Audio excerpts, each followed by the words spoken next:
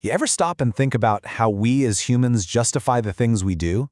How we handle that gap between what we believe we should do and, well, what we actually end up doing? Today, we're diving deep into a really fascinating analysis of how people build these complex justifications, often religious or ideological, to get around tough ethical demands. So this quote, it's almost 2,000 years old, but it is the key to this entire explanator. It's this sharp critique aimed at religious leaders, basically accusing them of swapping out a difficult divine command for a much more convenient human-made rule.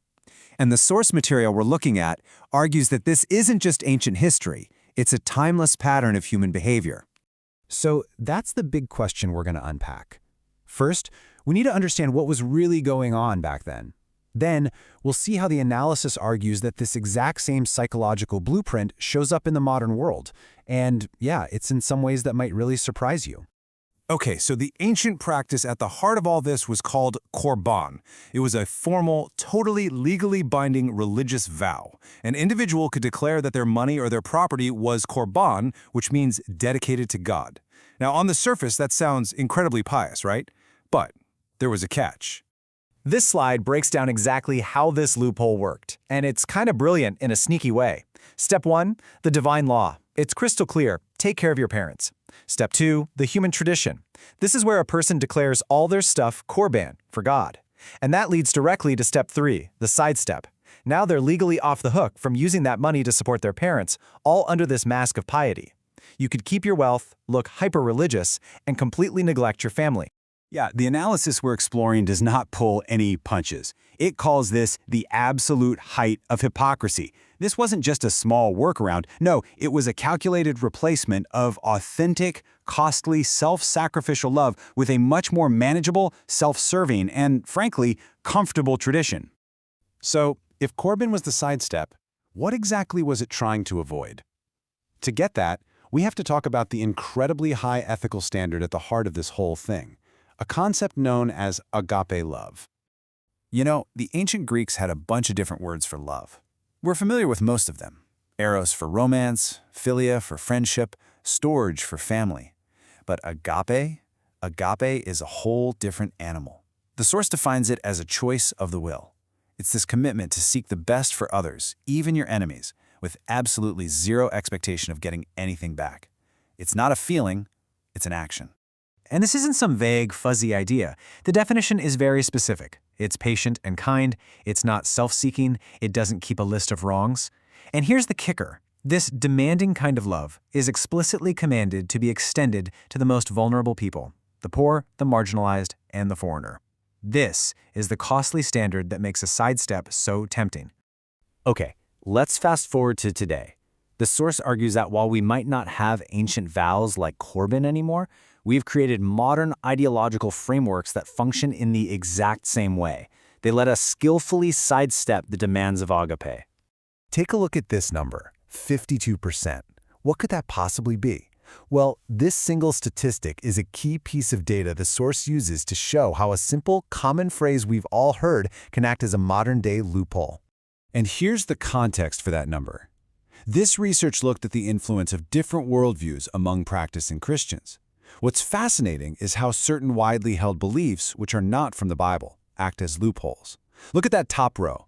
61% agree with new spirituality. And the key belief for 52% of them is God helps those who help themselves. The source is quick to point out that phrase is nowhere in the Bible. In fact, it kind of runs directly counter to the whole idea of grace. But you can see how it works as a perfect modern korban, right? It's a simple, pious-sounding tradition that absolves you of the costly responsibility to help the destitute. If they're supposed to help themselves, well, the demand on you gets a whole lot smaller. Now, the analysis provides some really crucial history for this shift. In the early 20th century, there was something called the Great Reversal. This is where many conservative churches, in an effort to protect their doctrine, systematically retreated from things like social justice and poverty relief. They basically created a theological framework that de-emphasized helping with the physical needs of the poor. Okay, now we get to the source's main modern example, which it identifies as the absolute peak of this sidestepping phenomenon, the complex ideological framework of Christian nationalism. The analysis uses this really sharp definition from sociologist Philip Gorski. The argument is that this isn't actually a theology, but a political ideology that fuses a specific brand of Christianity with a national identity, creating a whole new tradition that needs to be upheld. So how does this new tradition stack up against those old commands? The source presents this data to draw a really sharp contrast. Just take a look at these numbers. The idea that the American way of life needs protection from foreign influence. 50% of the general population agrees, but among Christian nationalism adherents, that jumps to 82%. Now look at the next row, about preventing people from some majority Muslim countries from entering. 29% of the general population supports it, but among adherents, it's 67%, more than double. The source argues these positions stand in direct opposition to that really difficult agape love command to welcome and care for the foreigner. And this chart just hammers that point home visually. That leap from 29% to 67%, I mean, it's a stark visualization of the ideological divide we were just looking at. And this brings the argument full circle. The source concludes that the tradition of national security is being used here in the same way the Corbin vow was used, as a powerful, culturally approved reason to sidestep the difficult, costly, and inconvenient biblical command of radical hospitality. So what's the fallout from all this? What happens when there's a perceived gap between the stated high ideal of love and the actions that are driven by these sidestepping traditions? The analysis we're looking at argues the consequences are huge, not just for the group itself, but for how the whole enterprise is viewed from the outside. Now, what's really interesting here is the tension it reveals in public perception. Look at this data.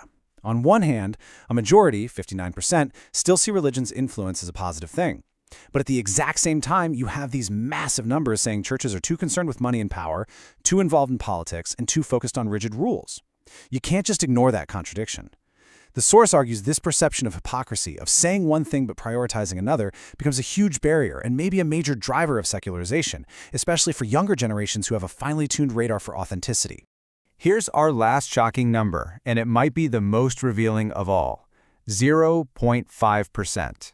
This number really gets to the heart of why the sidestep is so psychologically appealing in the first place. Look at this funnel. A study measuring spiritual maturity found that while 24% of practicing Christians are active in their faith, the numbers just plummet at deeper levels. The source highlights that only a microscopic 0.5% ever reach a state described as a profound love of people. This just underscores the sheer overwhelming difficulty of authentic agape, which makes substituting it with a comfortable tradition an exponentially easier path to take. So we end right where we began. The analysis concludes that the fundamental architecture of the skillful sidestep hasn't changed in 2,000 years. The goal is the same: to find a respectable, culturally approved way to substitute the excruciating demands of authentic, self-sacrificial love with a much more manageable and comfortable tradition. And this brings us to the final critical thought. The source lays out a compelling case for this timeless human pattern. And the question it leaves for us to think about is a personal one. What are our traditions, our ideologies, the convenient rules we hold on to in our own lives? And what costly, difficult acts of love might they be helping us skillfully sidestep?